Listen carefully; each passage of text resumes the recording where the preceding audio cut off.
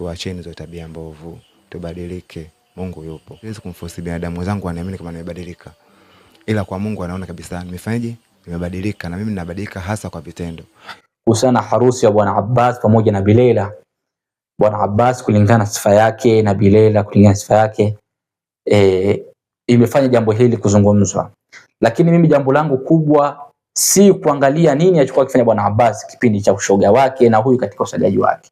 Mimi nawapongeza hanian lakum Bwana Abbas na Bilela kwa kutoka katika masala hayo, na leo mmeamua kuifuata haki na utaratibu, mmefunga ndoa. Ndoa yenu ni sahihi, imefuata taratibu zote za kisheria. Kwa sababu Uislamu ni dini ambayo ina hukumu kulingana na kile kilichoonekana. Kwa hiyo kama watarudi kule alipokuwa, tutakuja kuwapatia nini ambacho Uislamu unasema kunako hayo ambayo mmeyafanya. Hongereni sana. Siku moja kuna sahaba mmoja katika kipindi cha Bwana Mtume walikuwa katika mapambano ya jihad. Mapambano yale. Bwana mmoja katika makafiri akatoa shahada, ashhadu an la ilaha illa Allah. Imam katika maimamu wetu wakubwa akamchinja yule mtu. Bwana Mtume alivyoona alikasirika kweli, akamuuliza, umemchinja mtu aliyetoa shahada? Akasema Mtume huyu ametoa shahada baada ya kujua anafariki. Akasema vipi tumwambia Allah subhanahu wa ta'ala katika kalima la ilaha illa Allah utaongea nini? Unajuaje kama amesema kwa sababu ya upanga? Unajuaje? Kwa hiyo sisi hatupendi kuhukumu kwa kudhania. Nimeona mashekhe baadhi, mfano Sheikh Diwani, shekhe wetu, mwalimu wetu huyo, amekuja kuzungumza salibiyat, hajaongea ijabiyat hata moja. Yeye amekuja kuwaponda moja kwa moja.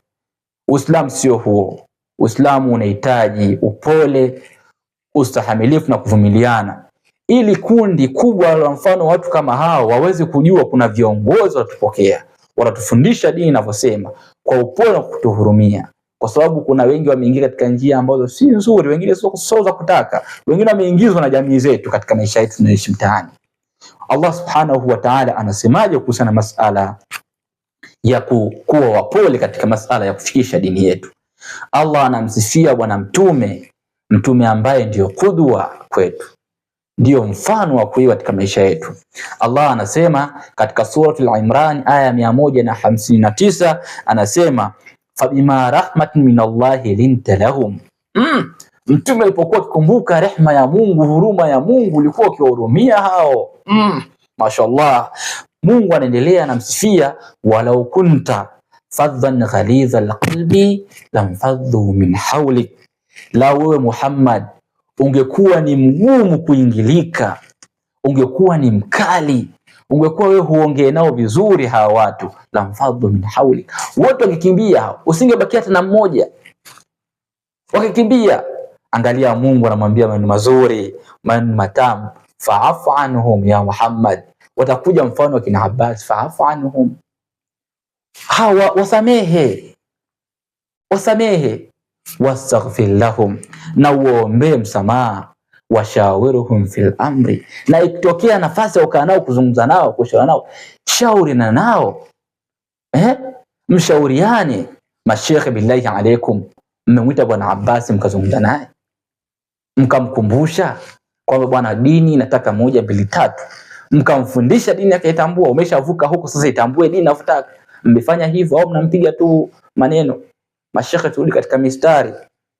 Bwana Abbas hajakosea, yuko sahihi sana.